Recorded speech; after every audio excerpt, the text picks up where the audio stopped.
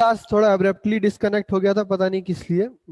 तो जहाँ तक मुझे याद है मैंने स्कैटरिंग पूरा डिस्कस कर लिया था, और मैंने स्कैटरिंग का फॉर्मूला डिफाइन कर दिया था एक, है ना।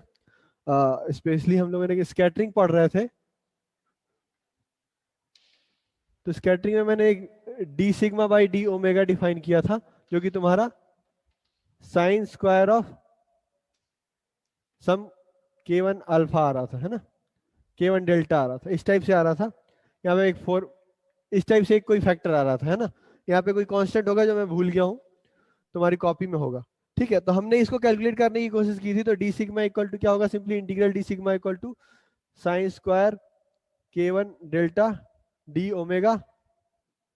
ओके, यहाँ पे शायद डिवीजन में k था, आई एस, या फिर k स्क्वायर यहाँ पे भी।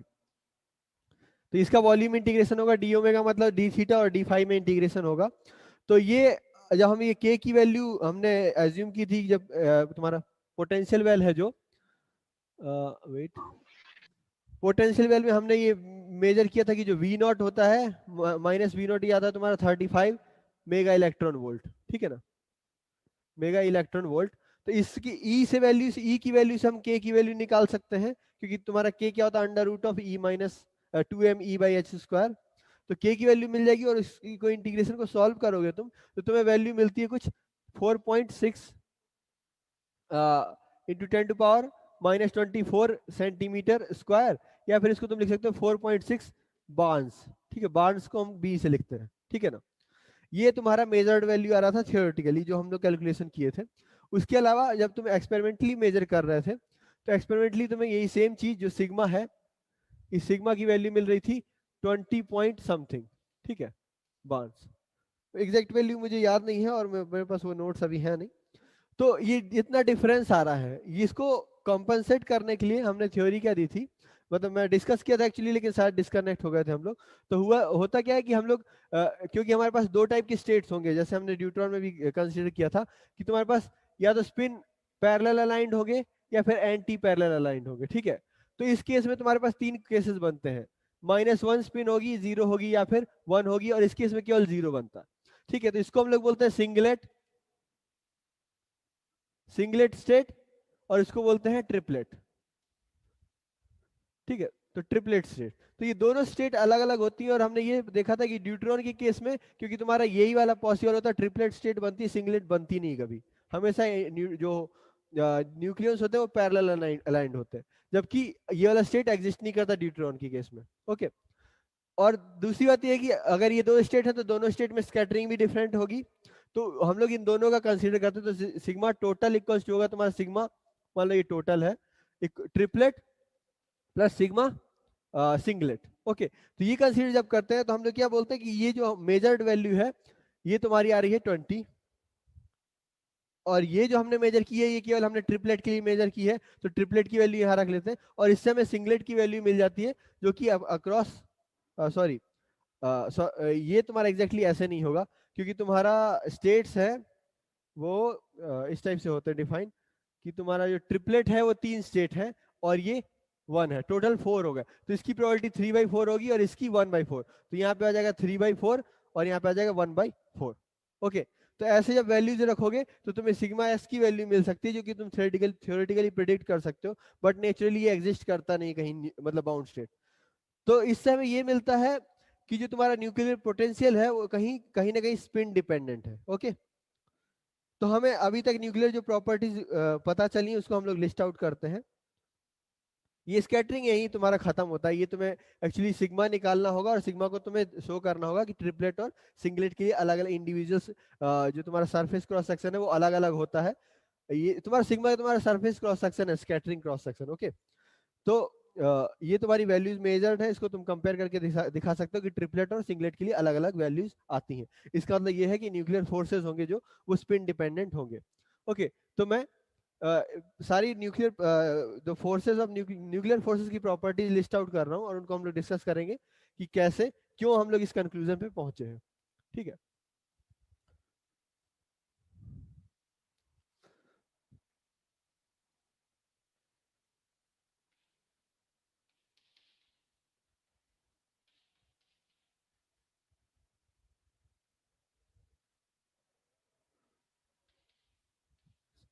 तो पहला हमने देखो, सबसे पहले हमने इसको न्यूक्लियर फोर्स को कंसीडर किया था एक स्क्वायर वेल पोटेंशियल से। स्क्वायर वेल पोटेंशियल कंसीडर करने का मेन रीजन ये था कि हम जो एज्यूम कर रहे हैं कि जो न्यूक्लियंस है उनका जो डिस्टेंस है उनके बीच का, जो उनका डिस्टेंस है उस पर फोर्स बहुत ज्यादा हाईली डिपेंडेंट होता है, ठीक है। तो इसलिए हम लोग क्या बोलेंगे कि जो न्यूक्लियर फोर्स है वो एक टाइप से सेंट्रल फोर्स टाइप का है, ठीक है ना। तो मतलब लोएस्ट ऑर्डर में जो फर्स्ट ऑर्डर होगा वो सेंट्रल फोर्स होगा। तो लोएस्ट ऑर्डर सेंट्रल फोर्स, मतलब जो तुम्हारा पोटेंशियल होगा वी आर, ये वेक्टर है, ये सिंपली वी आर होगा। मतलब थीटा और फाई पे डिपेंड नहीं करेगा, केवल डिस्टेंस पे डिपेंड करेगा। पोजीशन ऑफ दो न्यूक्लियन की ये जो बीच का डिस्टेंस है, इसी पे ये न्यूक्लियर फोर्स मोस्टली डिपेंड करता है। इसलिए हम इसको बोलेंगे कि ये सेंट्रल फोर्स है, मतलब एटलीस्ट लोएस्ट ऑर्डर तक। ओके, सेकंड ये आता है कि तुम्हारा अभी हमने जो कंक्लूड किया ड्यूट्रॉन, ड्यूट्रॉन में तुम्हारा सिंगलेट एग्जिस्ट नहीं करता। पहली बात है कि ड्यूट्रॉन में तुम्हारा में सिंगलेट एब्सेंट है, सिंगलेट स्टेट एब्सेंट। और सेकंड रीजन ये है कि सरफेस क्रॉस सेक्शन सिग्मा है जो वो अलग अलग है दोनों के लिए। Sigma triplet is not equals to sigma singlet. इसका मतलब ये है कि जो न्यूक्लियर फोर्सेस है वो स्पिन डिपेंडेंट है। तो दूसरा कंक्लूजन ये है इसका कि स्पिन डिपेंडेंट। ओके, तो स्पिन न्यूक्लियर फोर्सेस है तुम्हारे वो स्पिन डिपेंडेंट होंगे। अभी कोई एडमिट नहीं हुआ है यहाँ पे। ओके, बोल दिया करो अगर तुम कोई वेट कर रहा है तो नेक्स्ट कंक्लूजन हमारे पास ये है कि जो तुम्हारा एक नॉन सेंट्रल टर्म आता है, मतलब जो हमने देखा कि एक सेंट्रल टर्म है इसमें, ऑब्वियसली ये डोमिनेट कर रहा है। बट तुमने ये देखा होगा कि न्यूट्रॉन का जो क्वाड्रपुल मोमेंट था वो नॉन जीरो था, ठीक है। क्वाड्रपुल मोमेंट एल, अगर न्यूट्रॉन को हम जैसे सॉल्व किए थे एल इक्वल टू जीरो के लिए, तो एल इक्वल टू जीरो का मतलब है क्वाड्रपुल मोमेंट जीरो होना चाहिए था। बट हमने देखा कि ये 96% तो एल इक्वल टू जीरो था, बट 4% ऑफ टाइम ये तुम्हारा एल इक्वल टू टू था, ठीक है। तो सेंट्रल टर्म, सेंट्रल फोर्स कभी ये अलाउ नहीं करता कि मिक्स स्टेट पॉसिबल हो। तो इसका मतलब ये है कि एक नॉन सेंट्रल टर्म आएगा इसमें, और जिसको हम लोग बोलेंगे क्या, टेंसर टर्म। तो यहाँ पे थर्ड चीज है तुम्हारी नॉन सेंट्रल टर्म, या भी इसी को लिख सकते हो तुम टेंसर टर्म।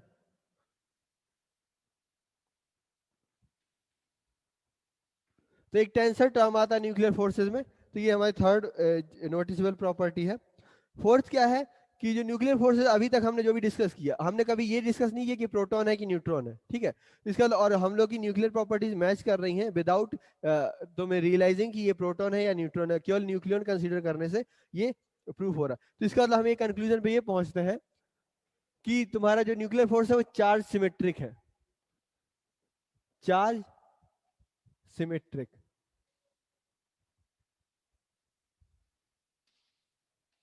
चार्ज सिमेट्री का मतलब है कि जो न्यूट्रॉन न्यूट्रॉन के बीच में जो फोर्स है, न्यूक्लियर फोर्स, वो एग्जैक्टली सेम है प्रोटॉन प्रोटॉन के फोर्स में, ठीक है। अगर प्रोटॉन प्रोटॉन के बीच में जो फोर्सेस है उसमें तुम्हारा एक कूलम टर्म भी आएगा। तो जब इसमें से तुम कूलम टर्म हटा दोगे तो जो फोर्सेस का मैग्नीट्यूड है वो ऑलमोस्ट सेम है न्यूट्रॉन न्यूट्रॉन और प्रोटॉन प्रोटॉन के केस में। ओके, फिफ्थ टर्म एक और स्ट्रॉन्ग कंक्लूजन है कि ये चार्ज इंडिपेंडेंट है,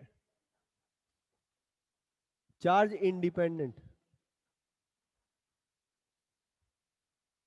चार्ज इंडिपेंडेंट का मतलब ये है कि ये चार्ज को रिकॉग्नाइज ही नहीं करता। न्यूक्लियर फोर्स है वो चार्जेस को रिकॉग्नाइज नहीं करते, उसके लिए चार्ज कुछ है ही नहीं। ओके, मतलब इसका मतलब ये है कि न्यूट्रॉन प्रोटॉन फोर्स है वो भी ऑलमोस्ट सेम है, neutron neutron force, proton proton, ठीक है।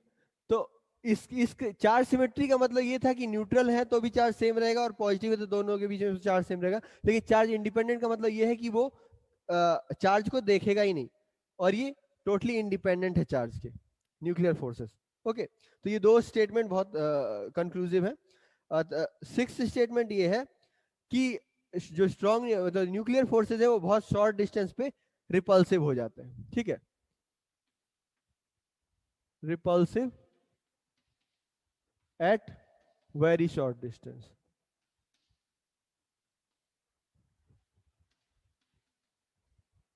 तो ये इस कंक्लूजन पे हम क्यों पहुंच रहे हैं? क्योंकि देखो, अगर तुम्हारा न्यूक्लियर फोर्स के नंबर ऑफ न्यूक्लियस पे डिपेंड करता, तो अगर तुम नंबर ऑफ न्यूक्लियस बढ़ाते जाओगे तो फोर्स और ज्यादा होना चाहिए, ठीक है। और अगर नंबर ऑफ न्यूक्लियस बढ़ते जाएंगे तो फोर्स और ज्यादा होगा, तो और ज्यादा अट्रैक्ट करेगा। अगर अगर रिपल्सिव नहीं होगा तो और ज्यादा अट्रैक्ट करेगा। तो इसका मतलब ये है कि हायर जो एलिमेंट्स है, हैवियर एलिमेंट है, उनका न्यूक्लियस का साइज छोटा होगा और प्लस डेंसिटी बड़ी होगी, ठीक है। तो डेंसिटी बढ़नी चाहिए, लेकिन ऐसा होता नहीं। हमने क्या नोटिस किया था बाइंडिंग एनर्जी के केस में, कि जो न्यूक्लियर डेंसिटी है वो ऑलमोस्ट कांस्टेंट रहती है थ्रू आउट द एलिमेंट्स।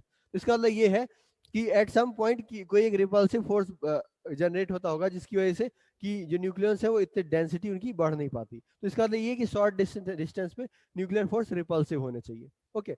अगर रिपल्सिव नहीं होता तो क्या होता है इवेंचुअली, जैसे ग्रेविटी के केस में होता है कि ग्रेविटी के केस में एक रिपल्सिव फोर्स जनरेट नहीं होता, और इवेंचुअली क्या होता है, बहुत सारा मास कलेक्ट होकर ब्लैक होल में कन्वर्ट हो जाता है। तो हो सकता है अगर न्यूक्लियर फोर्स रिपल्सिव नहीं होते तो बहुत सारे छोटे छोटे ब्लैक होल क्रिएट हो जाते हैं, और मतलब ऑब्वियसली कुछ एग्जिस्ट नहीं करता। सर मतलब कूलॉम्स लॉ से इसको कंपैरिजन कर सकते हैं कि नहीं कर सकते न्यूक्लियर फोर्स? कूलम्ब लॉ से कंपैरिजन कर सकते हैं, बट यही कूलम्ब लॉ तुम्हारा चार्ज पे डिपेंडेंट होता है, लेकिन ये तुम्हारा फोर्स चार्ज पे डिपेंडेंट नहीं है। और ये भी टर्म है कि कूलम्ब लॉ तुम्हारा टोटली सेंट्रल होता है, कूलम्ब फोर्स होता है वो टोटली सेंटर होता है, उसमें कोई नॉन टेंसर मतलब नॉन सेंट्रल टर्म नहीं होता, ठीक है। तो ये भी एक डिफरेंट। डिपेंड रहता ना, कहने का मतलब है हाँ, और बोलो। सेंटर नहीं होता फोर्स, मतलब कहने का मतलब सेंट्रल है। सेंट्रल होने का मतलब ये है कि केवल डिस्टेंस पे डिपेंड करेगा, पोजीशन पे डिपेंड नहीं करेगा। जैसे अर्थ सन सिस्टम है, तो अर्थ हाँ सन सर। सिस्टम में अर्थ और सन के बीच का डिस्टेंस मेजर करोगे तुम, तो तुम्हें फोर्स पता चल जाएगा, है ना, हाँ पोटेंशियल सर। पता चल जाए। उसमें तुम्हें उसकी पोजीशन, उसकी वेलोसिटी पे जाने की जरूरत नहीं है ना, समझ रहे हो?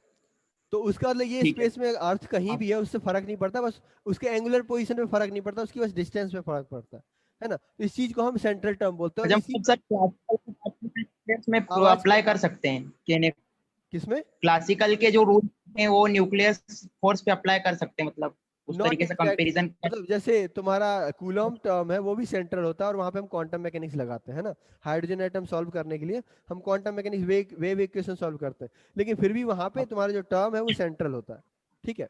जब तुम हाइड्रोजन एटम सॉल्व करते हो तुम्हारा पोटेंशियल क्या होता है? 4 pi 1/4 pi epsilon Q E square by R, ठीक है। आर। ये हाँ पोटेंशियल सर। होता है ना।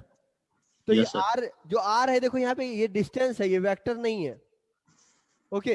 तो इसलिए ये सेंट्रल पोटेंशियल है। जबकि न्यूक्लियर के केस में क्या होगा, तुम्हारा इस टाइप का टर्म तो आएगा, एक तुम्हारा एक वेलोसिटी टर्म भी आएगा, जो कि ये टेंसर टर्म को जनरेट करेगा, और एक पोजीशन टर्म आएगा जो कि एंगल और थीटा पे भी डिपेंड करेगा। तो जो कि हमें एग्जैक्ट टर्म नहीं पता, लेकिन हमें पता है कि ऐसा कुछ होना चाहिए यहाँ पे, है ना। तो इसलिए हाँ सर। ये डिफरेंस है, उससे डिफरेंट है। प्लस ये भी है कि कूलम टर्म है जो तुम्हारा वो, अगर कूलम टर्म एक्टिव होता, कूलम टर्म अगर थोड़ा भी न्यूक्लियर फोर्सेस से कंपेरेबल होता, तो प्रोटॉन एक जगह पे रुकते नहीं, प्रोटॉन हमेशा रिपल्सिव नेचर की वजह से सेपरेट हो जाते। इसका मतलब ये है कि जो न्यूक्लियर फोर्स है वो कूलम से बहुत ज्यादा स्ट्रांग है, कूलम फोर्स से बहुत ज्यादा स्ट्रांग है, ओके। एक हाँ। लास्ट कंक्लूजन बचा है हमारे पास, कि जो तुम्हारा न्यूक्लियर फोर्सेस है वो रिलेटिव वेलोसिटी पे भी डिपेंड करते हैं, मतलब वही कि एक वेलोसिटी टर्म भी आएगा, सेवेंथ वेला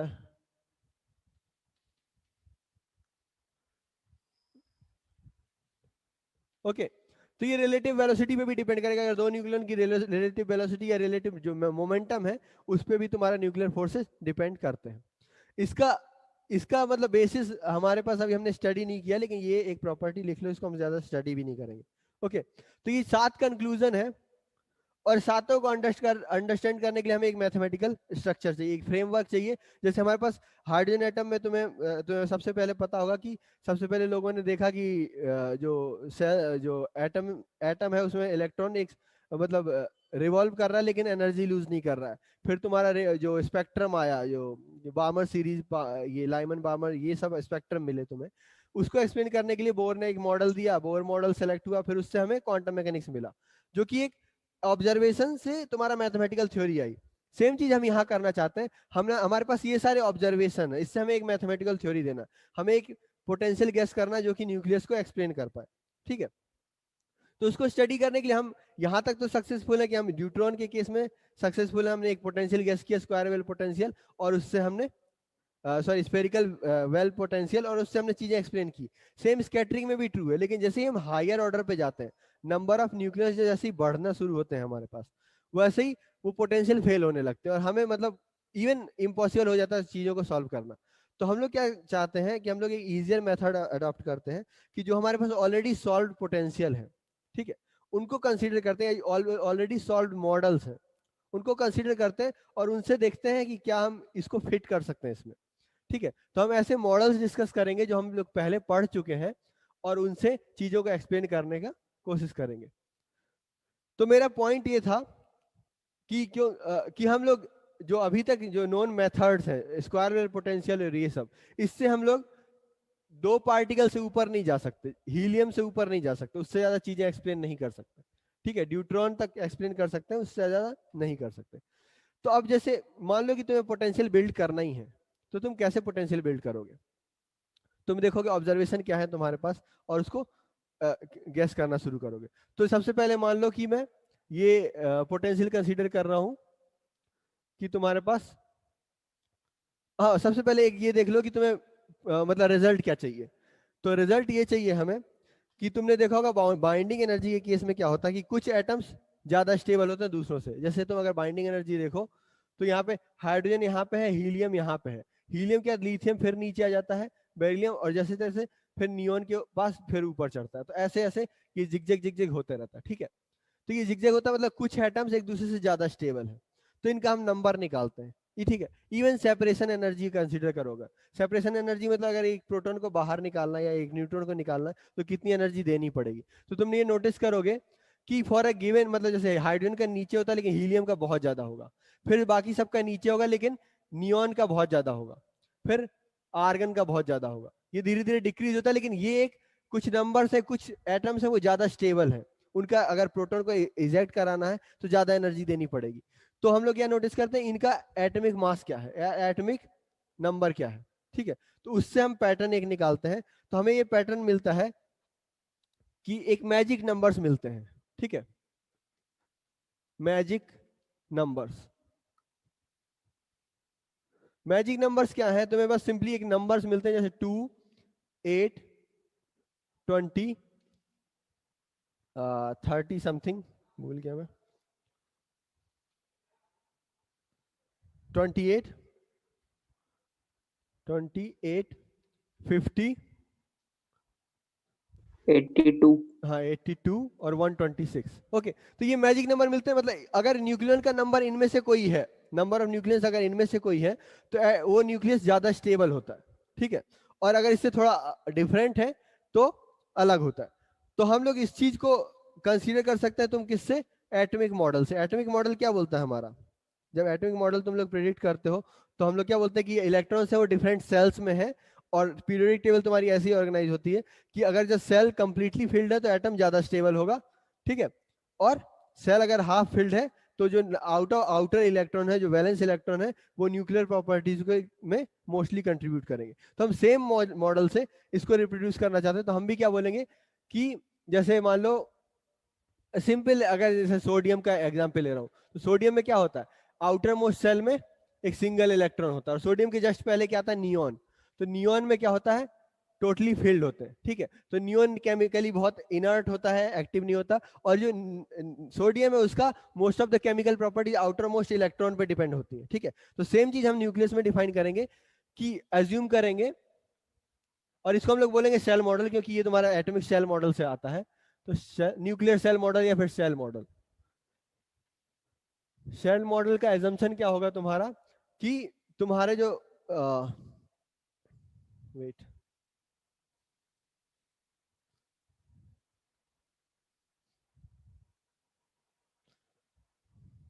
ओके हाँ, तो सेल मॉडल में भी तुम्हारे पास बहुत सारे आएंगे। ये होगा तुम्हारा कि जो न्यूक्लियस है वो डिफरेंट सेल्स में अरेंज हो रहे हैं, और उन सेल्स की अगर वो सेल्स कंप्लीटली फिल्ड होंगे तो न्यूक्लियर स्टेबिलिटी बहुत ज्यादा होगी। अगर हाफ फिल्ड होंगे तो जो प्रॉपर्टीज ऑफ न्यूक्लियस है,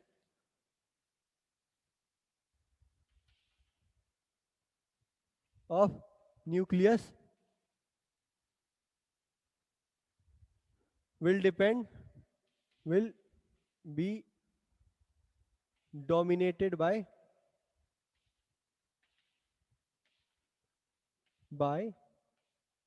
balanced nucleons.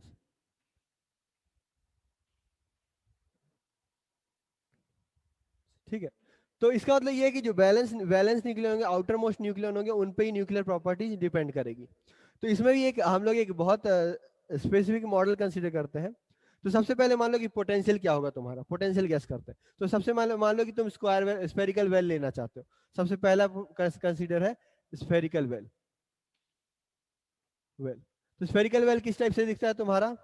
अगर ये तुम्हारा इस टाइप से है, मान लो ये r=0 है और r यहाँ पे है, ये मान लो r0 है, तो स्फेरिकल वेल सिंपली क्या होगा कि यहाँ पे तुम्हारा पोटेंशियल -v0 होगा और इसका सीधे इन्फिनिटी हो जाएगा। ठीक है, स्फेरिकल वेल क्या होता है? v0 for r less than r और infinity for r greater than r। ठीक है, तो इस टाइप का पोटेंशियल दिखेगा अगर ये तुम्हारा 0 है। ठीक है, ये तुम्हारा v है और ये तुम्हारा r है। ओके, दूसरा हम लोग कंसीडर कर सकते हैं हार्मोनिक पोटेंशियल। हार्मोनिक पोटेंशियल का फॉर्मूला सिंपली होता है V R equals to half M omega square R square. तो ये पोटेंशियल तुम्हारा क्या होता है कि नेगेटिव जाता ही नहीं है जीरो पे और इस टाइप से दिखता है। ठीक है, तो ये बहुत रैपिडली राइज होता है लेकिन यहाँ पे ये जीरो ही रहता है। ओके, तो ये एक टाइप का पोटेंशियल हो सकता है, लेकिन ये दोनों ही फिट नहीं बैठते। जब दोनों से ही तुम अगर सेल मॉडल को सॉल्व करोगे तो तुम्हें नंबर्स तो मिलते हैं लेकिन वो मैजिक नंबर के इक्वल नहीं होते। मतलब यहाँ पे लोअर ऑर्डर मिलते हैं 2, 8 और उसके बाद तुम्हें डिफरेंट नंबर आने लगते हैं, 28 की जगह 35, 50 की जगह 56 ऐसे। तो मैजिक नंबर एग्जैक्टली मिलते नहीं और दूसरे नंबर पॉपअप होने लगते हैं जो कि नेचर को एक्सप्लेन नहीं करते। तो ये हम मॉडल्स ड्रॉप कर देंगे। तो हमें मॉडल चाहिए कैसा कि वो लोअर ऑर्डर पे तो इस टाइप से हो, स्फेरिकल वेल जैसा हो, लेकिन हायर ऑर्डर पे हार्मोनिक जैसा हो। तो हम लोग एक नया पोटेंशियल कंस्ट्रक्ट करते हैं जिसको हम लोग बोलेंगे वुड सैक्सन पोटेंशियल। और ये प्रॉपर अप्रोक्सीमेटेड पोटेंशियल है, इसके लिए कोई मैथमेटिकल डेरिवेशन नहीं है तुम्हारे पास। तो सिंपली तुम क्या करते हो, वुड सेक्शन पोटेंशियल में लिख रहा हूँ वी आर इक्वल टू होता है -v0 divided by 1 plus exponential of r minus A not, sorry r minus capital R divide by A not. ये तुम्हारा पोटेंशियल आता है। ओके, तो इससे क्या होता है जब इसको सॉल्व करोगे, ये मतलब ये क्या हो रहा है तुम्हारा, ये देखो ये इस टाइप से प्लॉट होता है यहाँ पे कि यहाँ तक तो कांस्टेंट रहेगा, यहाँ से बढ़ना शुरू होगा और यहाँ से ऐसे फ्लैट हो जाएगा। तो इस टाइप का पोटेंशियल फिटिंग होता है, मतलब जिससे तुम न्यूक्लियर मॉडल को स्टडी कर सकते हो। लेकिन जब हम इससे भी सॉल्व करते हैं तब भी ये मैजिक नंबर्स नहीं मिलते। लोअर ऑर्डर तक तो मिलते हैं लेकिन उसके बाद मैजिक नंबर्स फिर से डिफरेंट आने लगते हैं। ठीक है, तो इसका मतलब ये भी काम नहीं कर रहा है, बट ये सबसे बेस्ट मॉडल है हमारे पास। तो हम लोग फिर क्या करते हैं, एक नया टर्म कंसीडर करते हैं जो कि तुम्हारा होगा स्पिन ऑर्बिट कपलिंग। ठीक है, तो ये तुम्हारा हो गया क्या, वुड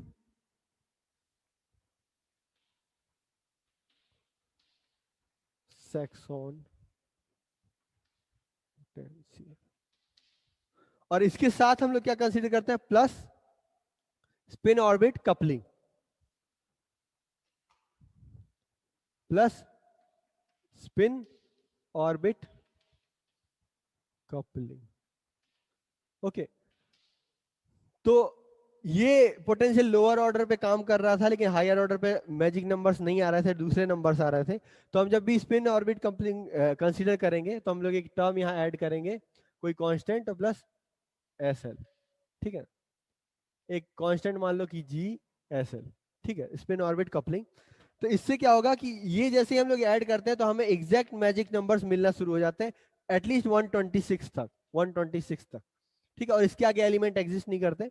मतलब जो हमारे नेचर में जो एलिमेंट है वो इतने में फिल हो जाते हैं।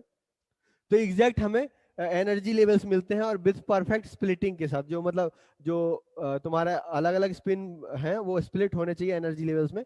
तो एग्जैक्ट स्प्लिटिंग के साथ हमें ये नंबर्स मिलते हैं और इस टाइप का डायग्राम आता है। एक बार मैं दिखा देता हूँ तुम्हें। तो मैं स्क्रीन शेयर कर रहा हूँ, देखना तुम लोग।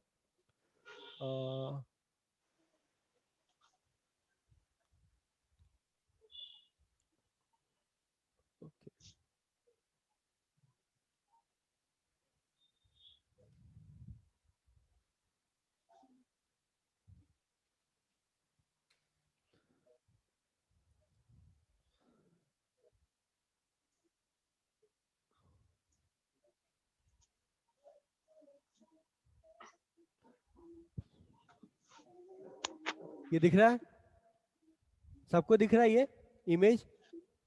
सर सर ब्लर मार रही है। ओके वेट,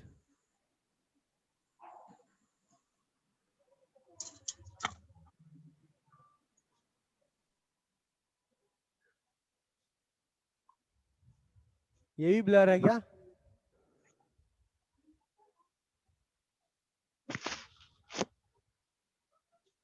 ठीक है सर। चलो मतलब रिकॉग्नाइज कर पा रहा लेटर्स है ना? तो देखो इस टाइप से ये सेल्स डिवाइड होती हैं जब हम लोग spin orbit coupling plus would section potential consider करते हैं। तो ये सेल मॉडल से हल्का सा डिफरेंट है। अगर तुम एटॉमिक सेल मॉडल देखो तो उसमें क्या होता है, 1s फिर 2s आता है, फिर आगे के p ब्लॉक आते हैं। लेकिन इसमें देखना 1s के बाद 1p आता है, ठीक है? तो यहाँ पे देखो ये सेल नंबर है 1 2 1 2 3, ये तुम्हारे सेल नंबर है। ओके, उसके बाद sp तुम्हारा क्या है, एंगुलर मोमेंटम l। ओके, और उसके बाद ये एनर्जी गैप्स हैं, जो ये एनर्जी लेवल्स हैं तुम्हारे यहाँ से यहाँ तक, ये एनर्जी डिफरेंस है इसमें। और गैप अगर ज्यादा है तो एनर्जी लेवल एनर्जी डिफरेंस ज्यादा है, गैप कम है तो एनर्जी डिफरेंस कम है। उसके बाद देखो ये फ्रैक्शन नंबर जो लिखे हैं यहाँ पे s हाफ होगा, ये 3/2 प्लस हाफ, तो ये क्या है तुम्हारा l प्लस s है, ठीक है? तो अगर s फॉर s के लिए क्या होता है, l इक्वल टू 0 होता है। ओके, तो अगर तुम्हारा s ऑर्बिटल है तो इसके लिए मतलब ये तुम्हारा 0 होता है। और उसके बाद अगर तुम स्पिन कंसीडर करोगे तो तुम्हारा क्या आएगा, स्पिन हाफ आएगा, ठीक है? तो 0 प्लस हाफ, 0 माइनस हाफ, तुम्हारा हाफ ही रहेगा। ओके, तो ये एस के लिए केवल यहाँ पे तुम्हें देखो एक ही सेल, एक ही एनर्जी लेवल है एस ब्लॉक में, और वो है तुम्हारा क्या, 1s हाफ। लेकिन पी में जैसे ही जाओगे तो पी में एल इक्वल टू 1 होता है, तो एल पी इक्वल्स टू 1 हो गया। और स्पिन हाफ कंसीडर करोगे तो ये हो जाएगा 1 माइनस हाफ और 1 प्लस हाफ, ठीक है? तो 1 प्लस हाफ की एनर्जी कम होती है, और ये तुम्हारा 1 प्लस हाफ आएगा 3/2, उसकी एनर्जी कम होती है।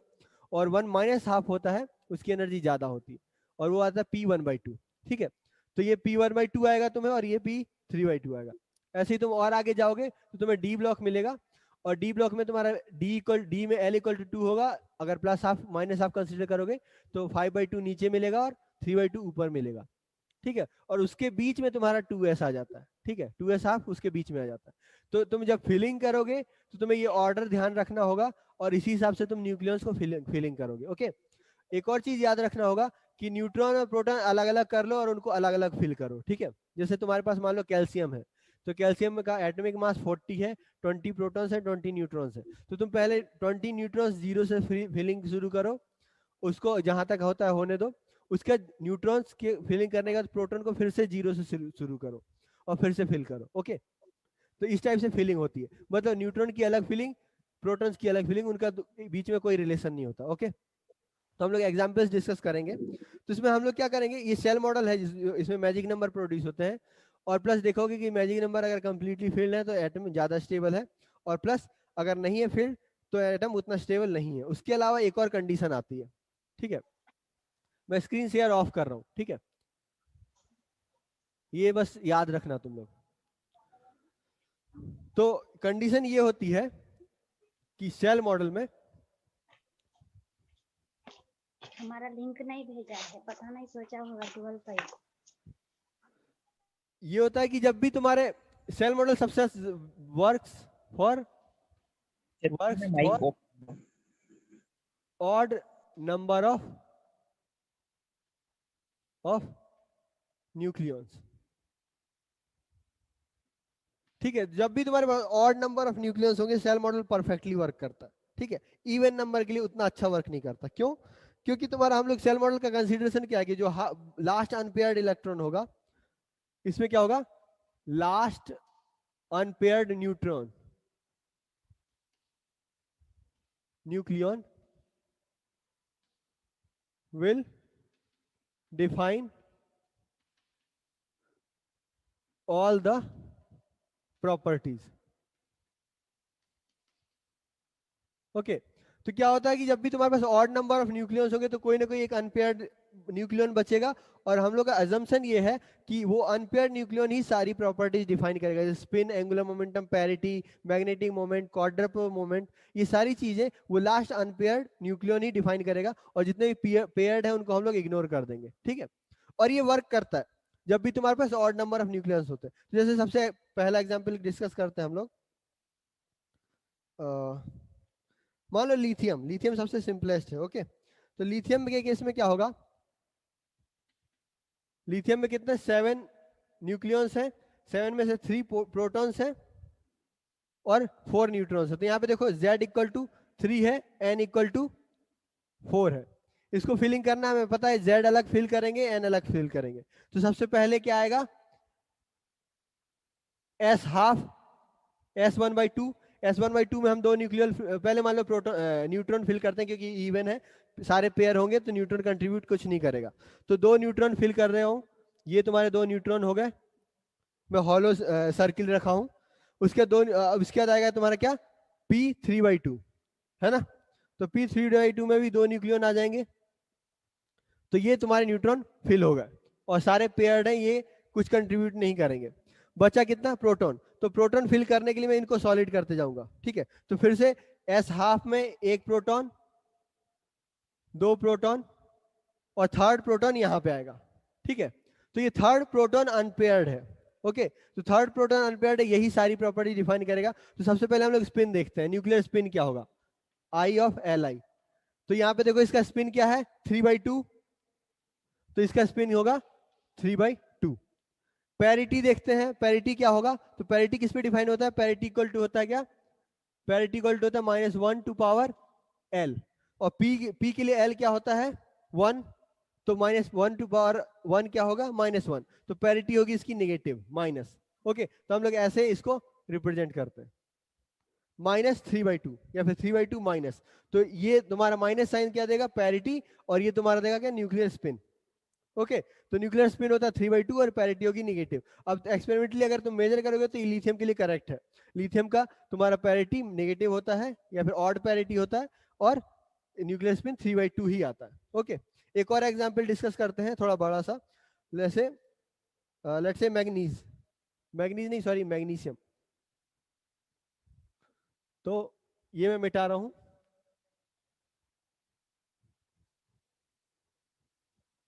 सर हाँ बोलो बोलो। सर रूबी लेजर में नियॉन क्यों यूज करते हैं इसको, तो मतलब इसके सेल तो पूरे भरे हुए रहते हैं ना किसमें किसमें, रूबी लेजर। हाँ तो नियॉन वहां पे तुम्हारा करता क्या है, HENE लेजर बोल रहे हो ना, हाँ सर। HENE laser. तो उसमें ये होता है कि तुम्हारा वो इनर्ट है, इसीलिए उनको यूज करते हैं। हीलियम भी इनर्ट है और नियॉन हाँ भी इनर्ट है। दो रहते हैं ना सर, हीलियम और नियॉन रहते हैं शायद हाँ उसमें। हीलियम नियॉन तो दोनों ही इनर्ट गैसेस है, और इनर्ट गैसेस से होता ये है कि वो टोटली कभी फुल्ली आयनाइज नहीं होते, समझ रहे अच्छा हो। जैसे तुम ठीक है। और कोई गैस लोगे तो फुल्ली आयनाइज हो जाएंगे, इलेक्ट्रिक डिस्चार्ज हो जाएगा उनका। लेकिन हीलियम नियॉन इनर्ट गैसेस हैं, इसलिए उनको उस पोटेंशियल पे, उतनी एनर्जी पे कभी आयनाइज नहीं होते। इसीलिए हम लोग बल्ब के अंदर भी इनर्ट गैसेस यूज करते हैं। और भी उसके रीजन हो सकते हैं HENE लेजर के, मुझे लेजर मतलब बहुत डिटेल में पता नहीं है, तुम जाके हाँ सर्च करना। लेकिन वो ठीक। इनर्ट है इसीलिए यूज किया जाता है उनको। ओके, कंटिन्यू करते हैं। तो मैं Mg डिस्कस कर रहा हूँ।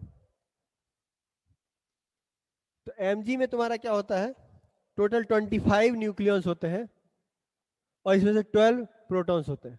तो Z इक्वल टू तुम्हारा है 12 और N इक्वल टू क्या होगा 13, है ना। तो इसको फिलिंग करना है। तो सबसे पहले हम लोग क्या करेंगे, इसको इवन, जो इवन है उसको पहले फिल कर लेते हैं।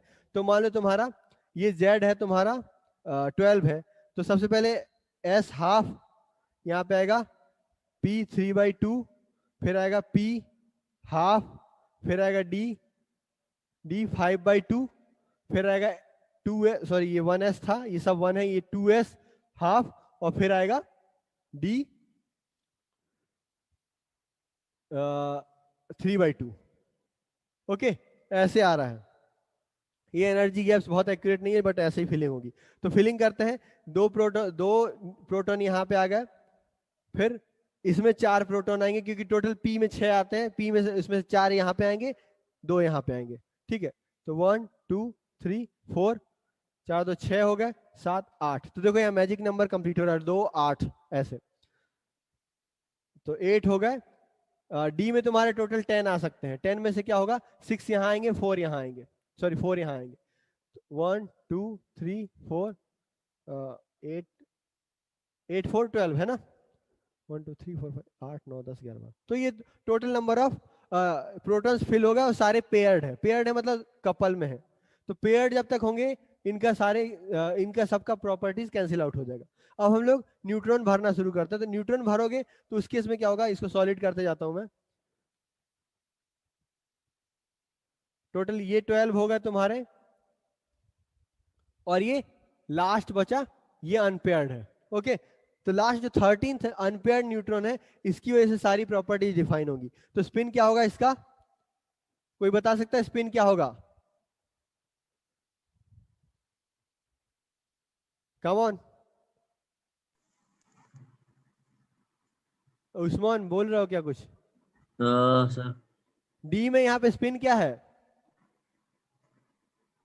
यहाँ पे लिखा हुआ है भाई 5/2। 5/2 सर। हाँ, तो ये 5/2 होगा सिंपली, जो देखो अनपेयर्ड इलेक्ट्रॉन किस सेल में है और वो तुम्हारा आंसर होगा 5/2।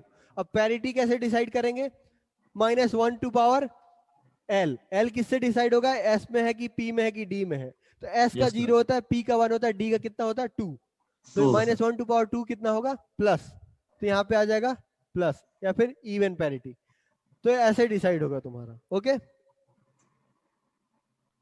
तो ये तुम्हारा सेल मॉडल हो गया, इसमें तुम्हारा अनपेयर्ड इलेक्ट्रॉन पे डिपेंड करेगा, तो इसको हम लोग क्या बोलते हैं इस सेल मॉडल को, क्योंकि ये एक्सट्रीमली किस पे, लास्ट अनपेयर्ड इलेक्ट्रॉन पे डिपेंड करता है, तो इसको इसका हम लोग नाम ही देते हैं extreme independent particle.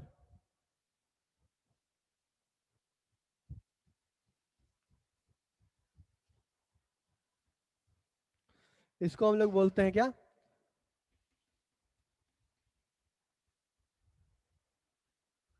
Independent single particle model. Okay, तो ये क्या है कि एक्सट्रीमली इंडिपेंडेंट है बाकी पार्टिकल से, क्या सिंगल पार्टिकल पे डिपेंड करता है, इसलिए हम लोग इसको बोलते हैं extreme independent single particle model.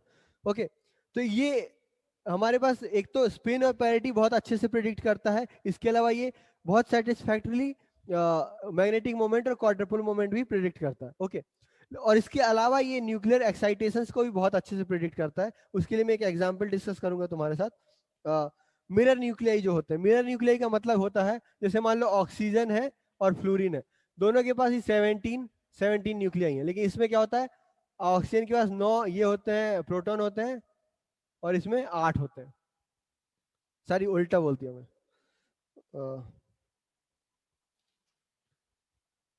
इसमें 8 होते हैं उसमें 9 होते हैं। हाँ सर, ऑक्सीजन में 8 होते हैं और हाँ, फ्लोरीन में 9। ऑक्सीजन में 8 प्रोटॉन्स होते हैं और इसमें 9 होते हैं, लेकिन दोनों का मास सेम है, और हमें पता है कि जो न्यूक्लियर फोर्स है वो चार्ज इंडिपेंडेंट है, इसका मतलब कि दोनों का नेचर सेम होगा, और सेल मॉडल दोनों के लिए सेम होना चाहिए। ओके, तो हम लोग दोनों का एक साथ डिस्कस कर सकते हैं। मैं पूरा मिटा के, क्योंकि बड़ा डायग्राम होगा।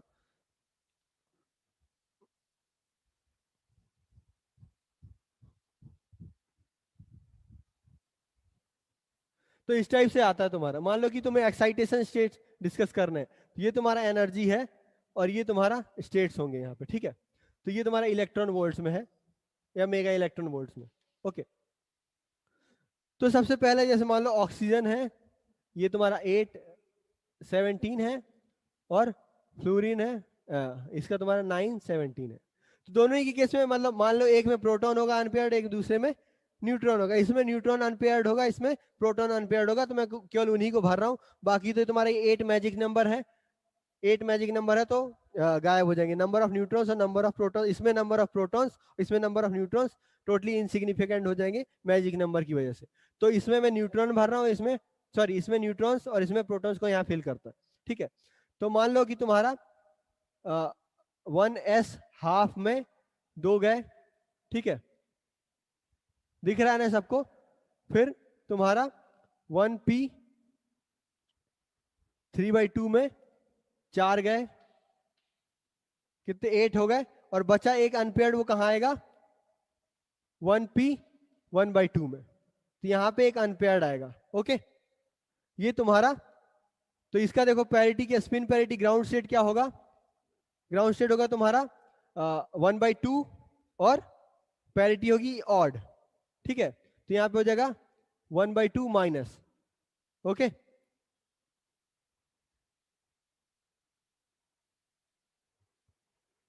सॉरी सॉरी सॉरी, 8 है ना, मैं गलत कर दिया।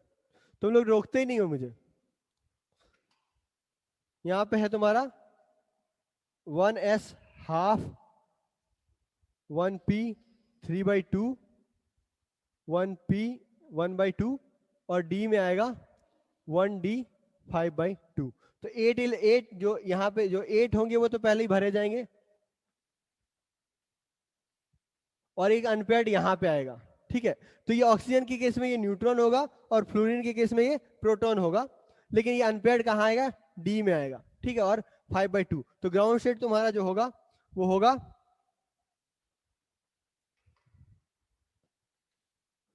ग्राउंड स्टेट होगा तुम्हारा 5/2, और ये D = 2 होता है तो इवन पैरिटी, ये तुम्हारा ग्राउंड स्टेट होगा दोनों का, ओके। अब मान लो कि तुम्हें एक्स को एक्साइट करना है, तो एक्साइट कैसे कर सकते हो, हायर एटम क्या है, हायर है यहाँ पे 2s हाफ है, और उसके बाद क्या है 1d 3/2 है। तो मान लो कि इसको तुमने कुछ एनर्जी दी और इसको तुम एक्साइट करोगे, तो ये अनपेयर्ड इलेक्ट्रॉन क्या कर सकता है, जंप करके यहाँ जा सकता है ना। जंप करके मान लो ये इलेक्ट्रॉन, ये न्यूक्लियन यहाँ से यहाँ जाएगा, तो यहाँ खाली हो जाएगा और यहाँ पहुंच गया, ठीक है। तो unpaired electron sorry unpaired nucleon कहाँ पे है, यहाँ पे 2s हाफ में है, तो उसका स्पिन और पैरिटी क्या होगा, s में पैरिटी इवन होती है, स्पिन क्या होगा 1/2।